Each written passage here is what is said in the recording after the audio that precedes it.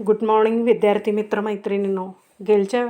गेल्या व्हिडिओमध्ये आपण प्रतिभेची 4 वैशिष्ट्ये आपण बघितले आणि शेवटीच्या 4 ओळी राहिल्यानंतर एक उदाहरण देत असताना व्हिडिओ बंद झाला.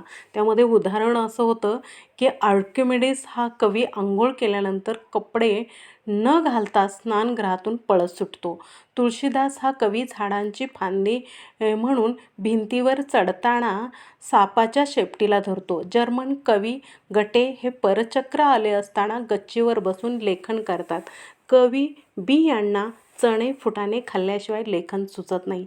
अशा काही गोष्टीमुळे प्रतिभा ही वेडाची बहीण आहे असे म्हटले आहे. म्हणजे प्रतिभेला वेडाची बहीण का म्हटले आहे ते पटवून देण्यासाठी ही 4 उदाहरणं दिलेली आहेत. असं ही प्रतिभा वेडाची बहीण यातली शेवटची काही 4 उदाहरणं असे आहेत. तर हे प्रतिभेचं म्हणजे साहित्य निर्मितीच्या कारणामधील पहिलं आणि महत्त्वाचं कारण म्हणजे ते प्रतिभेची 6 अंगे, प्रतिभेची 4 वैशिष्ट्ये असं आपण याच्या आधीच्या व्हिडिओमध्ये हे आपण 4 पॉईंट पाहिलेले आहेत. त्यानंतरचं आता साहित्य म्हणजे साहित्याच्या निर्मितीचं पहिलं कारण प्रतिभा आणि त्याच्यानंतरचं दुसरं जे कारण आहे ते आहे व्युत्पत्ती किंवा नैपुणता असं म्हटलेलं आहे. तर ती व्युत्पत्ती किंवा नैपुणता म्हणजे त्याला बहुश्रुतता असंही म्हटलेलं आहे. तर त्याविषयी आपण माहिती पाहूया. साहित्य निर्मितीचे प्रतिभेच्या खालोखाल असणारे महत्त्वाचे कारण व्युत्पत्ती होय. दंडी यालाच बहुश्रुतता तर मम्मट याला निपुणता असे म्हणतात. लोकव्यवहारात प्रत्येक माणसाजवळ काही ना काही ज्ञान असते. व्यवहारात या ज्ञानाचा समर्पक वापर करून घेणे गरजेचे असते. कारण कोणते ज्ञान कोठे उपयोगी पडेल हे सांगता येत नाही. व्युत्पत्तीचा उपयोग काव्यातील लहान सहान तपशील पाहण्यासाठी होतो. प्रतिभाशक्तीने काव्याची रूपरेषा स्थूल प्रमाणात ठरवता येते, परंतु कथानकातील बारीक सारीक विषय बघण्यात प्रतिभेपेक्षा देशकाल परिस्थितीच अधिक उपयुक्त ठरते. ज्ञान जितके सूक्ष्म असेल तेवढा लिखाणाचा अनुभव प्रखर बनवता येतो. नौकाविहाराचे वर्णन केवळ कल्पनेने करता येणार नाही, तर तो प्रसंग अनुभवलेला असला पाहिजे. ती स्थिती मनुष्य स्वभावाची आहे. प्रतिभा आणि भावनात्मकता यांच्या मानाने व्युत्पत्तीचे स्थान गौण आहे. नुसत्या प्रतिभेने काही काव्ये अमर झालेली आहेत, पण प्रतिभेच्या अभावी नुसत्या विद्वत्तेला ते साध्य होईलच असे नाही. व्युत्पत्तीमुळे व्याकरणशुद्ध, प्रासंगिक व चमत्कृतीपूर्ण कविता लिहिली जाईल, परंतु जगास हेलावून सोडणारी, आनंद देणारी कविता निर्माण होणार नाही. असं हे साहित्य निर्मितीचं दुसरं कारण आहे. तर तिसरं कारण आहे अभ्यास. साहित्य निर्मितीचं तिसरं कारण आहे अभ्यास. काव्य निर्मितीमध्ये अभ्यास हे एक कारण महत्त्वाचे आहे. काव्याचे लेखन करताना समर्थ माणसाबरोबर पुन्हा पुन्हा चर्चा करून लेखन करणे म्हणजेच अभ्यास होय. अभ्यासामुळे काव्याचे बाह्यांग रेखीव करता येईल, परंतु याबद्दल कोणाचेही दुमत असणार नाही. काव्याची कलात्मक मांडणी, वृत्तरचना, अलंकार, अचूक शब्दप्रयोग या गोष्टी अभ्यासानंच प्राप्त होऊ शकतात. कवितेतील सर्व गुण जाणून घेण्यास व त्यातील दोष टाळण्यासाठी अभ्यास उपयुक्त ठरतो. काव्यनिर्मिती हा कवीचा सहजोद्गार असला तरी जेव्हा त्याला शब्दरूप प्राप्त होते ते रमणीयच आहे. परिणामकारक होण्यासाठी अचूक व निर्दोष असावयास हवे, त्यासाठी अभ्यासाची आवश्यकता आहे.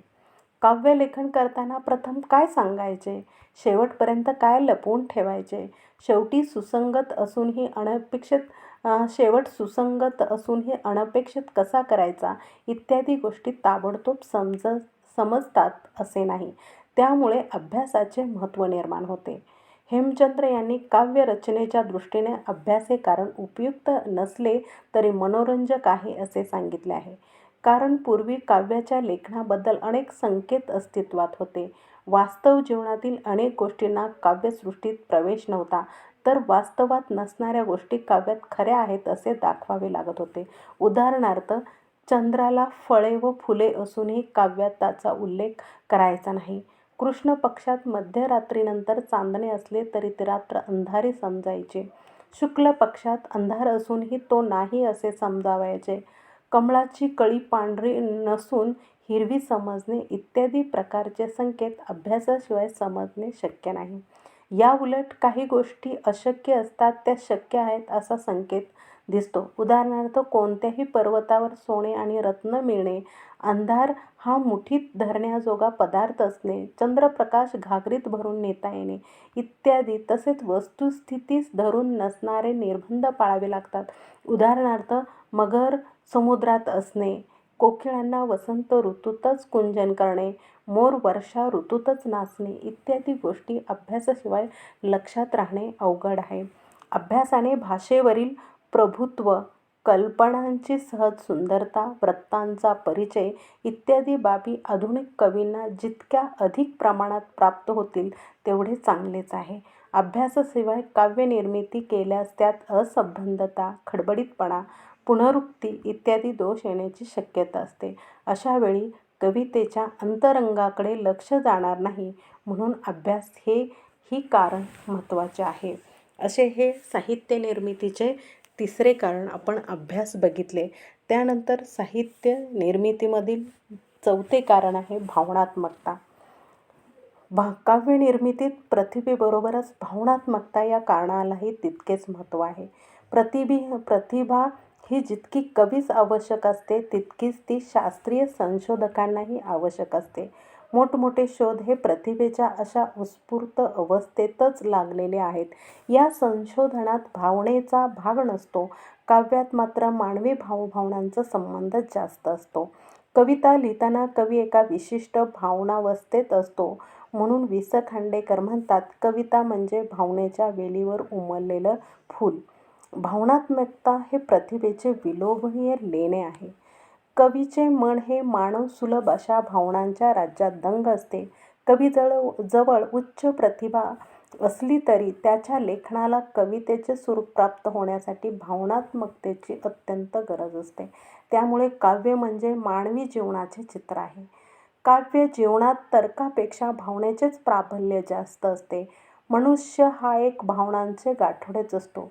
काव्यनिर्मितीचे मुख्य कारण प्रतिभा हे असले तरी भावना उत्कट बनल्याशिवाय काव्यलेखन होऊ शकत नाही. म्हणून वर्ड्सवर्थ यांनी काव्याची व्याख्या करताना म्हटले आहे, the spontaneous overflow of powerful feeling. यावरून काव्यलेखनात भावनात्मकतेचा भाग महत्त्वाचा हे लक्षात येते.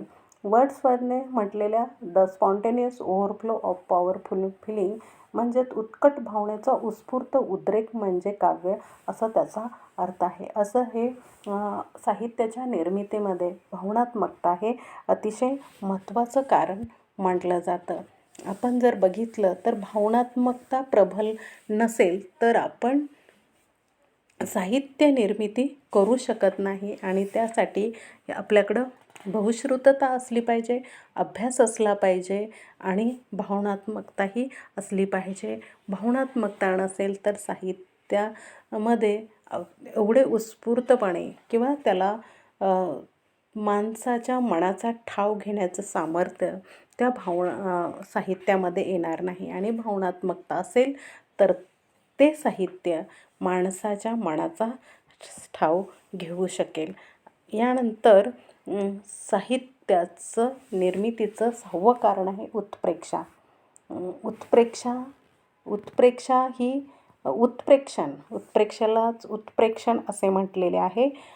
प्रत्यक्ष एखादी गोष्ट घडलेली नसून कवी ती घडलेली आहे असे दाखवतो त्याला उत्प्रेक्षा किंवा फॅन्सी असे म्हणतात.